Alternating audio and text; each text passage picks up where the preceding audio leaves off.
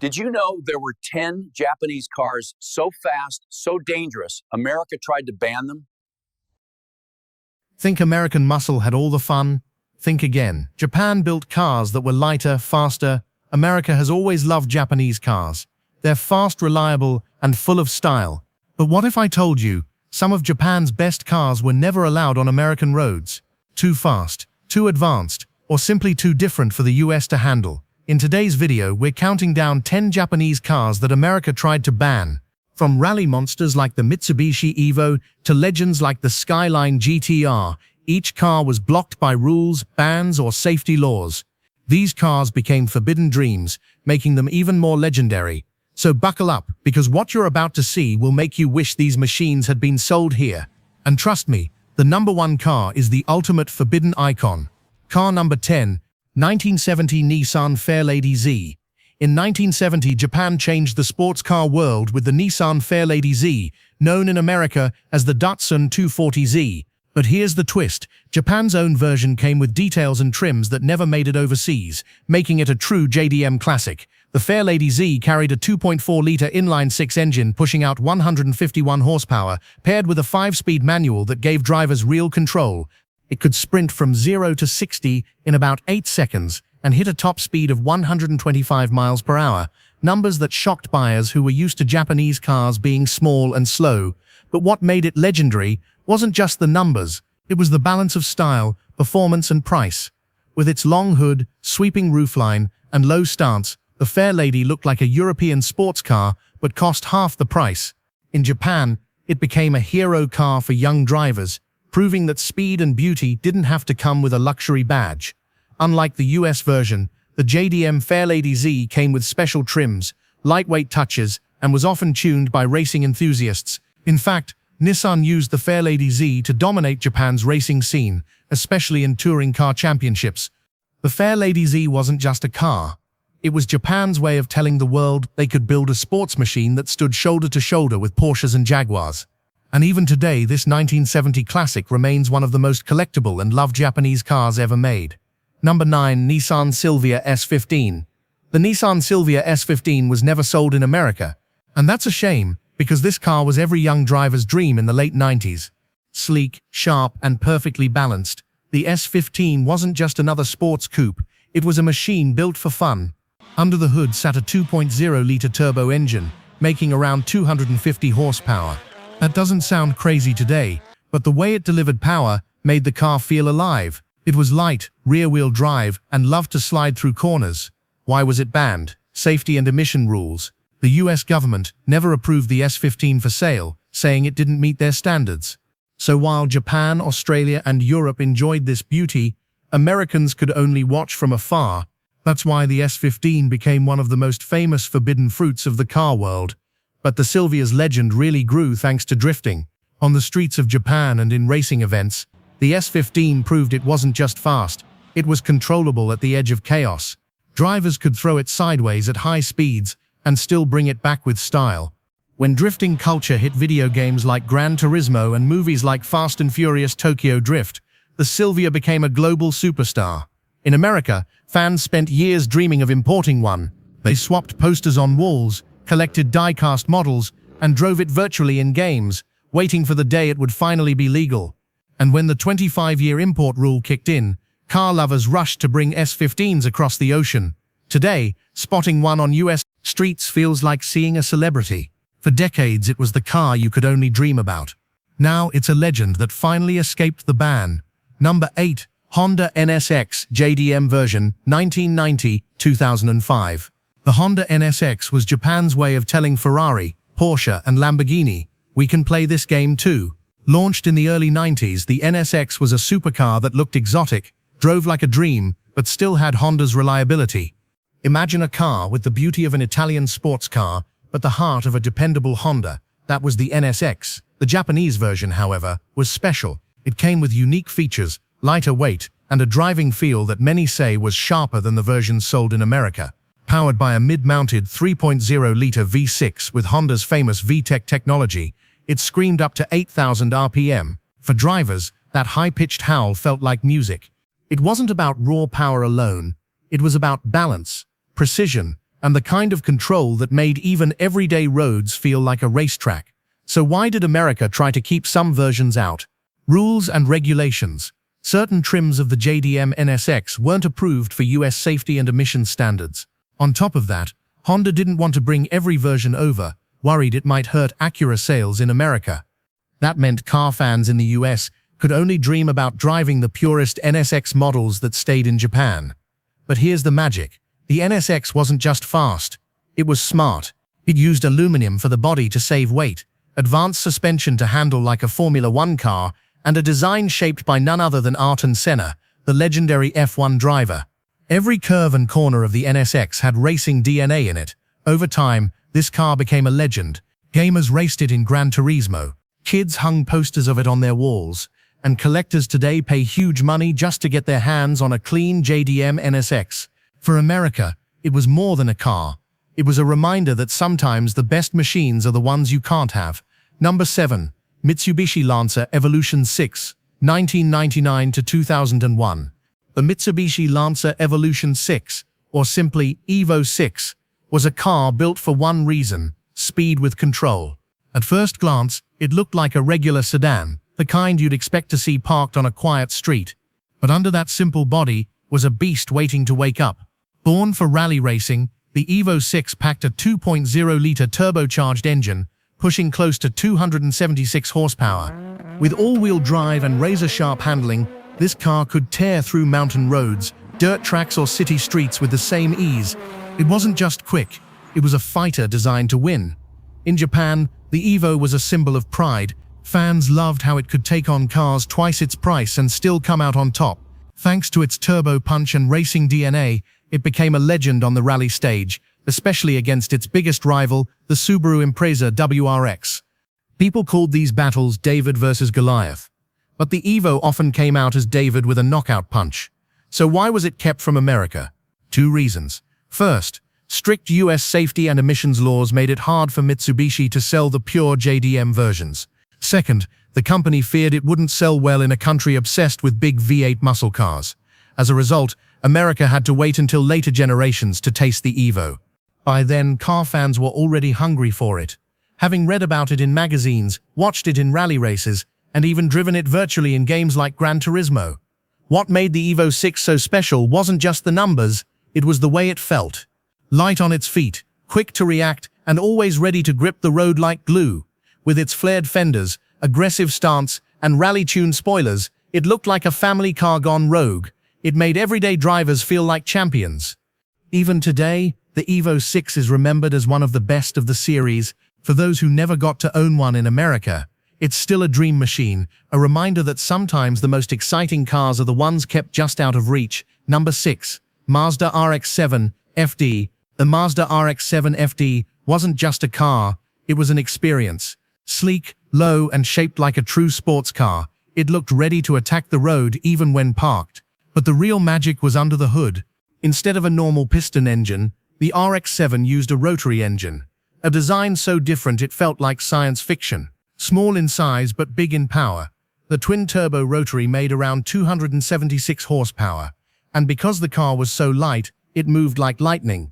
The RX-7 wasn't just fast in a straight line, it was famous for carving corners with precision, almost like it was glued to the road. In Japan, the RX-7 became an icon of the 1990s sports car boom. It starred in races, magazines, and later in movies and games like Fast and Furious and Gran Turismo.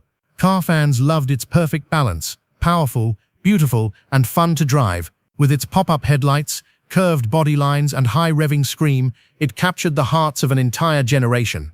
But here's the problem: America didn't get the full RX-7 experience. Strict emissions rules and rising insurance costs meant many versions of the RX-7 FD were banned from US roads.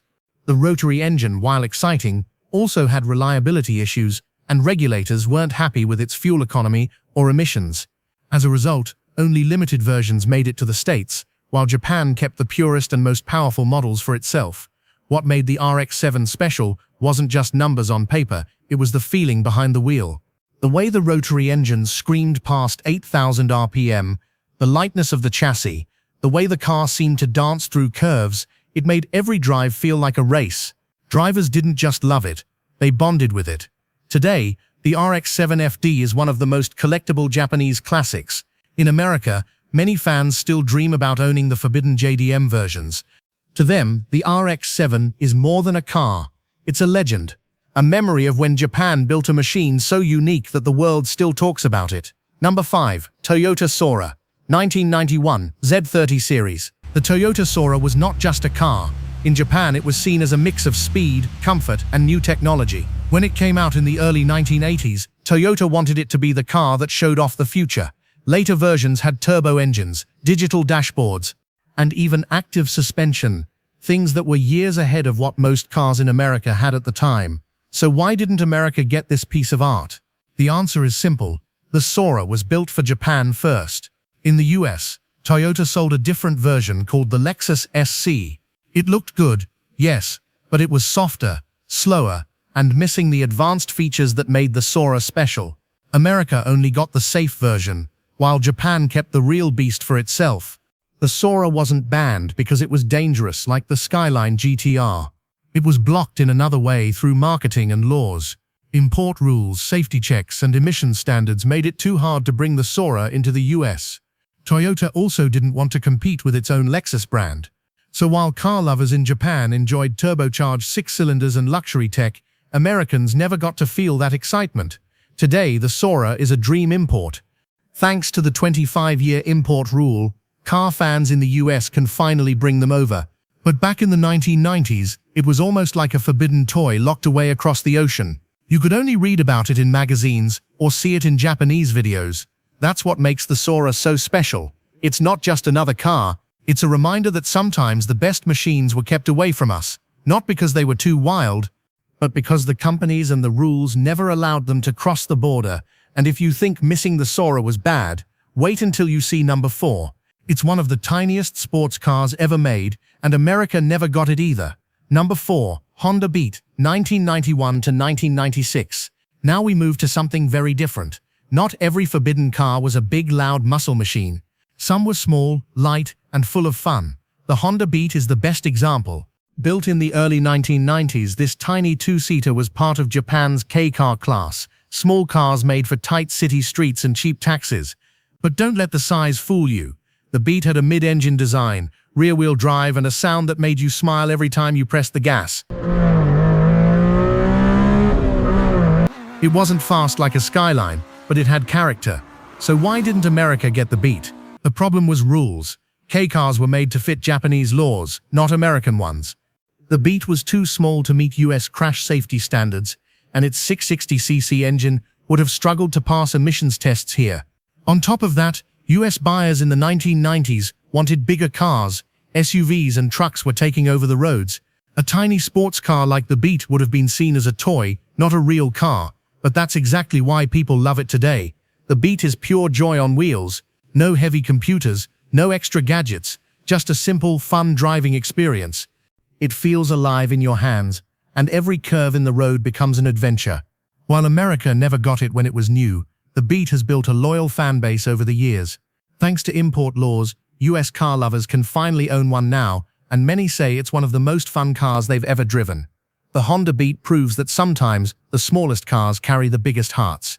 It wasn't banned because it was too dangerous or too fast. It was banned simply because it didn't fit America's picture of what a car should be. But if you think the Beat was unusual, wait until number 3. It's a car that mixed speed and luxury so well, it shocked even Germany's top brands. Number 3. Mazda Cosmo, JC platform with 20B rotary. When people think of Mazda, they usually picture the RX-7 or Miata, but hidden in Mazda's history is a car so advanced, it looked like it came from the future. That car was the Mazda Cosmo. Born in the 1960s and later reborn in the 1990s, the Cosmo was not just another sports car, it was a luxury spaceship on wheels. The Cosmo made history as the first car in the world to use a rotary engine. Instead of pistons moving up and down, it had a spinning design that gave smooth power and high revs. It was small, light, and sounded like no other car on the road. By the 1990s, the Cosmo reached its peak with the Enos Cosmo, a car packed with technology that was years ahead of its time. It had a 20B 3-rotor engine with twin turbos, making up to 300 horsepower. That was supercar power in the early 90s. and inside, it was loaded with features America had never seen before, like a touchscreen navigation system, long before touchscreens became common. So why was the Cosmo banned from America? The answer is simple. It didn't meet US emissions rules, and Mazda never bothered to sell it here. The car was expensive to build, and Mazda was worried that Americans wouldn't pay luxury prices for a Mazda badge. On top of that, the rotary engine had a reputation for being thirsty and tricky to maintain. US regulators weren't ready to approve it, and Mazda decided to keep the Cosmo only for Japan. Today, the Cosmo is one of those forbidden legends. It showed what Japan could do when it aimed for the stars. It wasn't just fast, it was beautiful, smooth and futuristic. For collectors, finding one today is like owning a piece of science fiction made real. If the Cosmo was Japan's futuristic dream car, number 2 is something totally different. A car that looked ordinary on the outside, but secretly hid the heart of a skyline. Number 2, Nissan Stagea. At first glance, the Nissan Stagea looks like nothing special. Just another family wagon, right? But under that plain body was something wild. Many people call it the Skyline wagon America never got. And they're right. The Stagea was built in the late 1990s and early 2000s, during the golden era of Japanese performance cars. Nissan wanted a wagon that could haul kids and groceries, but also tear up a mountain road, so they used parts from the Skyline GT-R, the same car that dominated Japanese racing. Higher trims of the Stagea came with the legendary RB26 DET engine, a twin-turbo inline-six that could easily make huge power. With all-wheel drive and GT-R running gear, this wagon was secretly a rocket. So why didn't America ever see it? The problem was image. In the US, wagons were dying. People wanted SUVs, not long family cars. Import laws made it worse. The Stagea didn't meet US crash standards or emissions rules, and Nissan never planned to redesign it for the American market. To them, it wasn't worth the cost. So while Americans drove minivans and SUVs, Japan had a family car that could smoke sports cars at the track. Today, the Stagea is a cult legend. To car fans, it's proof that wagons don't have to be boring. Imagine picking up your kids from school in what looks like a normal Nissan, then blowing past a Mustang on the highway. That's the Stagea's magic. It was both practical and insane. And now, with the 25-year import rule, Americans are finally bringing them in. They call it the GT-R in disguise, and for good reason. But if the Stagea was a family rocket, number 1 is something even rarer. A car so exclusive, even Japanese citizens rarely saw it on the road. It was built for emperors, CEOs and royalty, and it never set foot in America. Number 1, Toyota Century 1967 to 1997, first gen, but highlight 90s V12 model. In Japan, this car was reserved for the most powerful and respected people in society.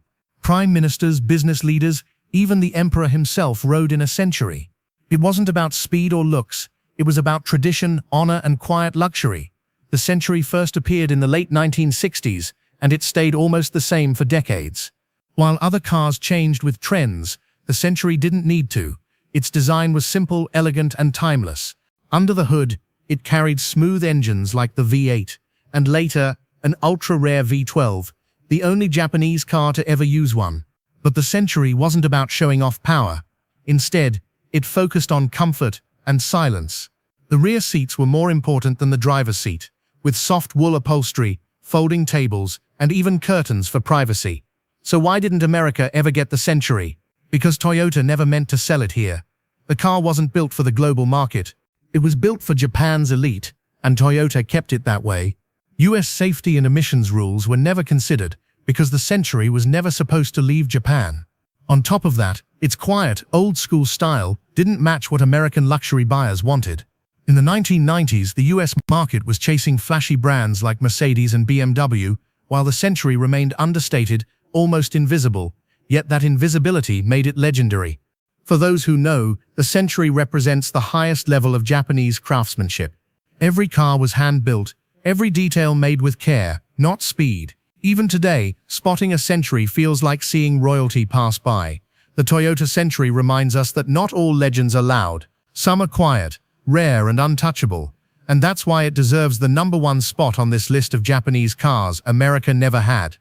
And that wraps up our list of Japanese legends that America never got. From the turbocharged punch of the Mitsubishi Lancer Evolution to the sleek Nissan Silvia S15, to the futuristic Honda NSX JDM, every car on this list showed how far Japan was willing to push performance and design. Then we had unique icons like the Toyota Soarer, the tiny but fearless Honda Beat, the rotary-powered Mazda Cosmo, the sleeper wagon Nissan Stagea, and finally, the quiet king of them all, the Toyota Century. Each one told a story America missed out on. Some were banned, some were overlooked, and some were simply never meant to leave Japan. But together, they prove one thing. Japan wasn't just following the world, they were rewriting the rules. Now I want to hear from you. Which of these cars would you take home if you could pick just one? Would it be the Evo 6 for raw speed, the RX-7 for rotary magic, or the Century for untouchable class? Let me know your choice in the comments. If you loved this trip through Japan's hidden legends, don't forget to hit like, subscribe to Regal Rides, and ring the bell so you never miss our next countdown. Trust me, the next lineup will make you fall in love with classic cars all over again. Thanks for watching, and until next time, keep the engines roaring and keep the legends alive.